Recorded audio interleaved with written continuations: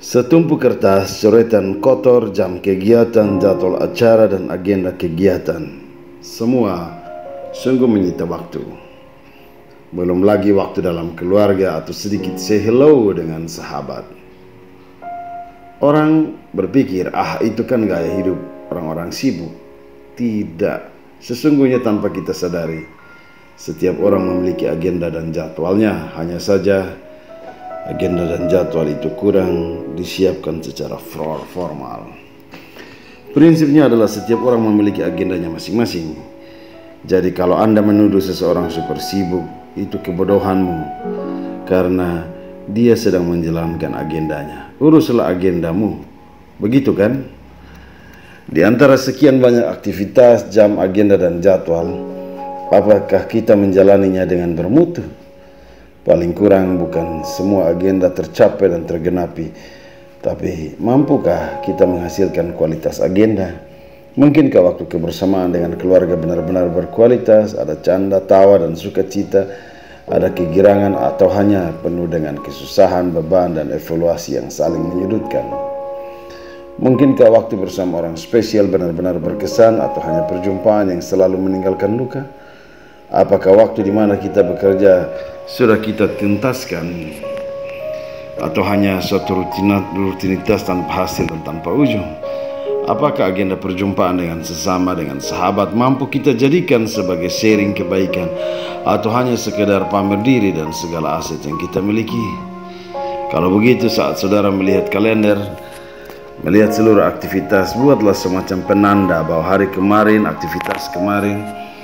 Siapakah yang terluka oleh perlakuan kita? Siapakah yang kecewa, tidak puas, atau bahkan dicampakkan? Paling kurang sebelum memulai aktivitas kalender hari ini, selesaikanlah agenda luka yang masih menumpuk.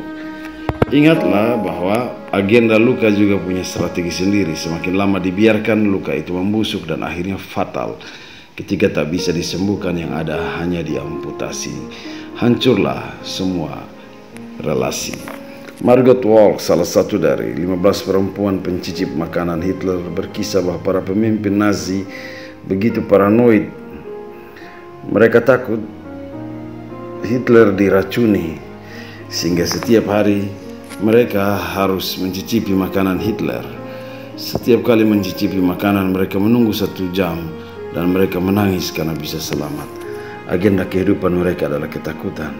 Sampai saat ini sikap kebenciannya pada Hitler begitu tinggi. Ia berkata, ini bukan tentang makanan sang bos atau tentang sehat dan selera.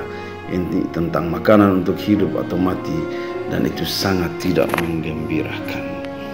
Periksalah kalender hidupmu. Ada banyak kisah suka ataukah hanya penuh dengan kisah sedih?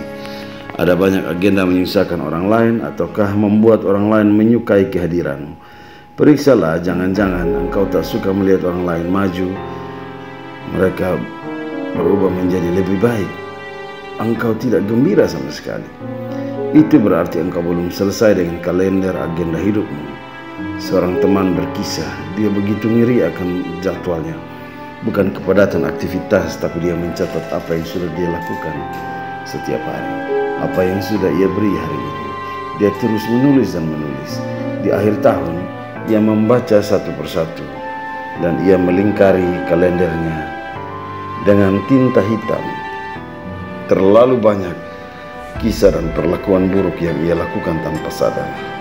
Itu yang kelihatan, belum lagi tentang apa yang tidak kelihatan dalam hidup. Prinsipnya sederhana. Hidup kita bukan sekedar kalender kerja. Hidup kita tentang kalender kebaikan dengan diri, dengan sesama, dengan Tuhan, dan perencanaan tentang apa yang jauh lebih baik dari hari kemarin. Firman Tuhan tak pernah salah.